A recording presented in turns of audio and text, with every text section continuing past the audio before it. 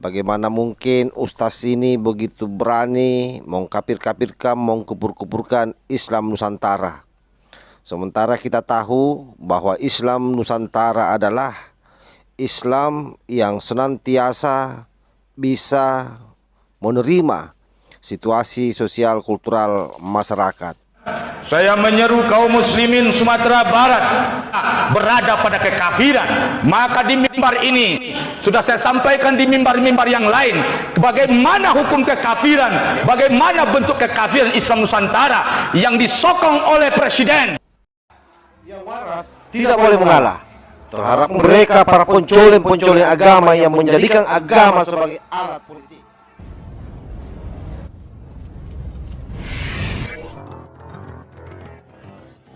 Assalamualaikum warahmatullahi wabarakatuh. Om Swastiastu, Namo Buddhaya, salam kebajikan. Sahabat-sahabat Tolang Sembilang yang saya hormati dimanapun juga berada, beredar viral video salah seorang ustaz di Sumatera Barat yang sepertinya lagi melakukan khutbah Jumat. Bagaimana mungkin ustaz ini begitu berani mengkafir-kafirkan, mengkufur-kufurkan Islam Nusantara. Sementara kita tahu bahwa Islam Nusantara adalah Islam yang senantiasa bisa menerima situasi sosial kultural masyarakat. Dan itulah sebenarnya memang identitas Islam yang ada di Indonesia. Bagaimana kita melihat videonya? Coba kita simak secara bersama-sama. Maka hari ini yang terjadi di Indonesia, fenomena yang terjadi adalah sudah mulai lagi diacak-acak akidah Islam, dimunculkan sebuah aliran atau konsep baru yang merusak umat Islam dari dalam. Dan mungkin ada kepentingan-kepentingan oleh para pelakunya, yaitu munculnya Islam Nusantara. Sidang jemaah yang dirahmati Allah, kita semuanya harus mengapresiasi sikap Majelis Ulama Sumatera Barat yang menolak keberadaan kehadiran Islam Nusantara di Sumatera Barat.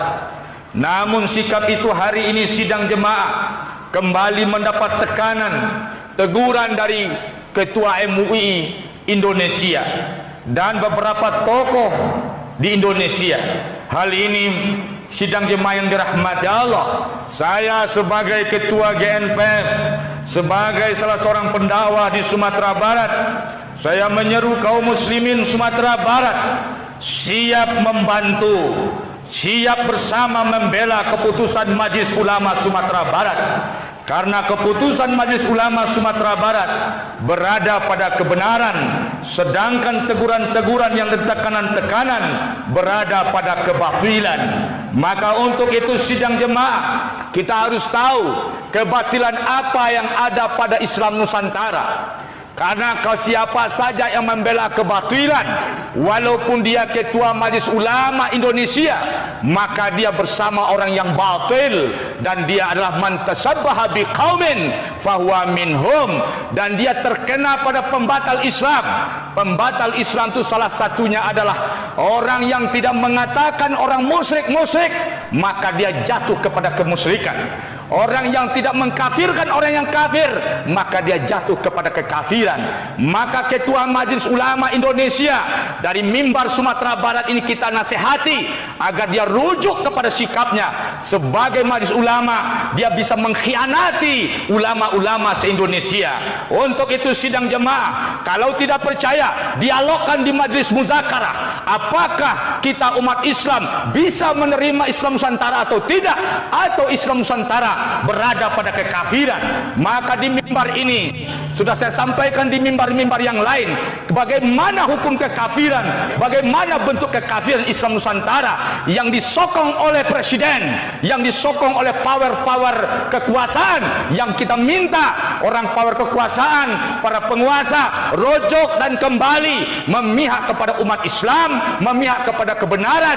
Apabila dia menantang kebenaran dan mengacak-acak Islam, maka umat Islam akan kecewa dengan Anda, dan umat Islam bisa bersikap untuk Anda. Saya kira jelas ya bagaimana pernyataan ustaz ini yang mengatakan bahwa Islam Nusantara itu adalah Islam yang sesat, Islam yang kufur.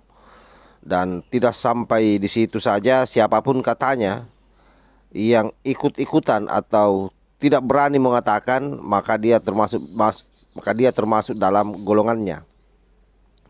Orang-orang seperti ini sebenarnya memang tidak bisa hidup di Indonesia, karena jauh tahun sebelum mereka ini semua datang di Indonesia atau aliran transnasional ini datang di Indonesia, kita baik-baik saja dengan Muhammadiyah.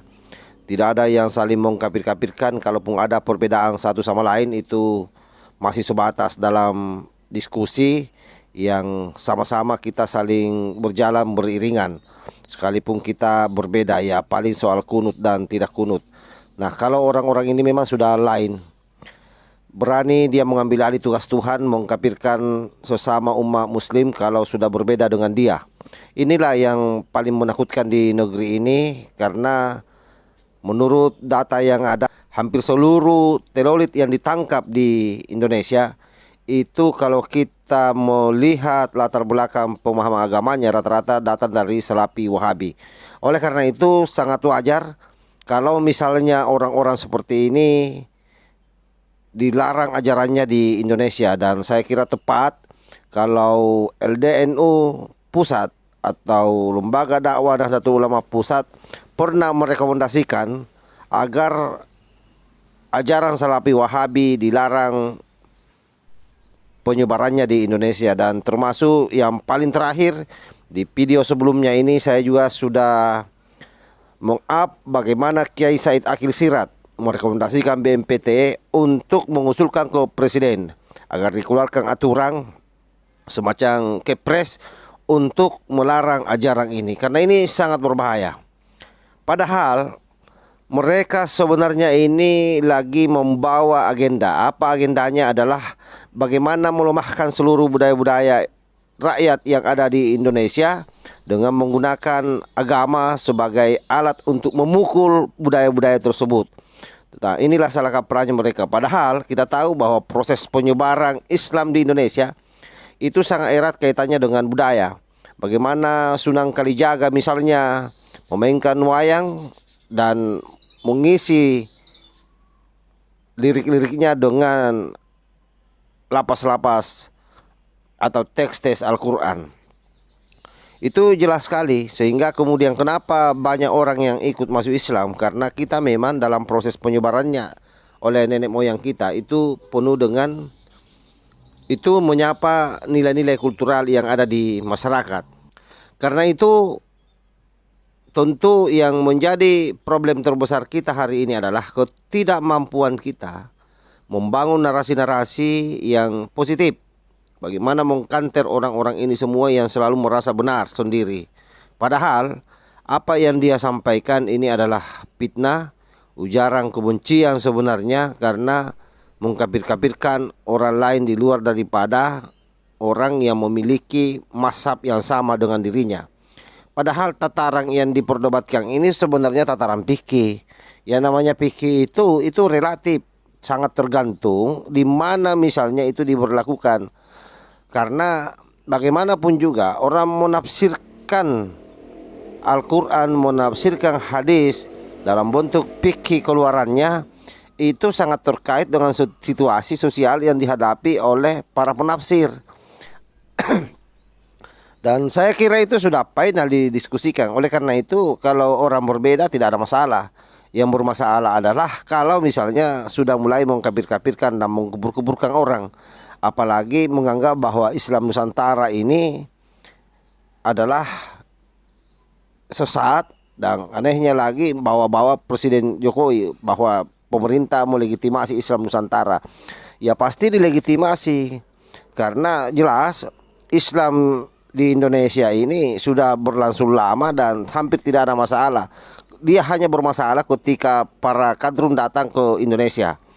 Nah, itulah sahabat-sahabat sekalian yang saya hormati, mudah-mudahan kita bisa mengambil hikmah dari kejadian ini, dan kita berharap negara tegas mengusir para pengasuh khilafah. Setidaknya ada aturan yang jelas yang keluar untuk melarang mereka beroperasi di negara kita. Wallahul muwaffiq ila aqwamit thariq. Wassalamualaikum warahmatullahi wabarakatuh.